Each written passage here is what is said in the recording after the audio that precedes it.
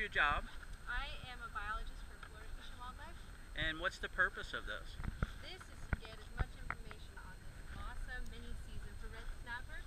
Because of the work and the participation from the anglers, last year we were able to extend this current year's season an extra 2 days, so you guys have extra time to 2 weekends. Last year was only 1 weekend.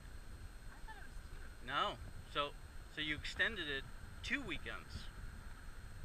Yeah, and that's great. And that's all. This is a voluntary project, so it's really great that you guys participate in it and allow us to ask you the questions and get as much information. You guys are the eyes and ears out there, so it's our job to get that information from you. So now, do you just do this, work for them part of the time or all year long?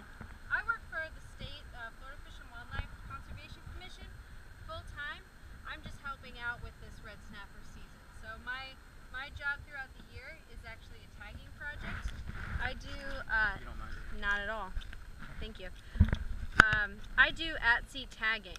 So I go on charter trips and I will tag red snapper, black sea bass, greater amberjack, groupers, and I look at mortality too. What happens to the fish after they're discarded? What happens to the fish that are too short? Do they just get thrown back and preyed upon, or do they swim straight down?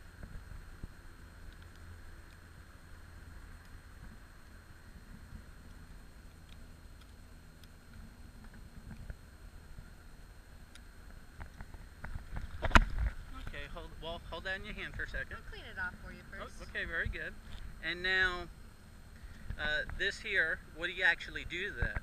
That gets sent to a laboratory and it's cross-sectioned with the diamond saw, and then the annuli is counted to determine the age of the fish. So during slow growth, which is like the winter months, the metabolism is slow and it'll develop a denser ring, which we can count every year as they go through that seasonal change.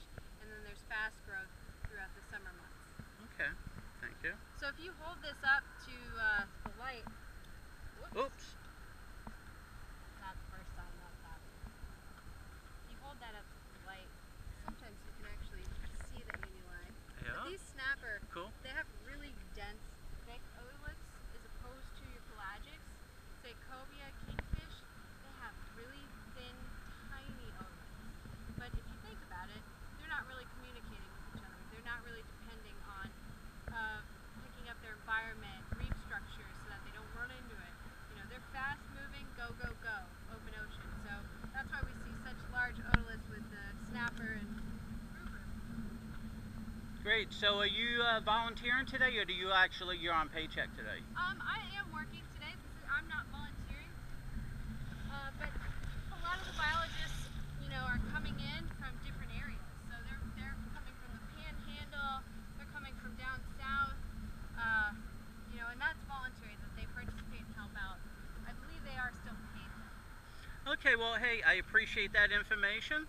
Sure. I And- appreciate your assistance. Cool. I'm going to shut this off.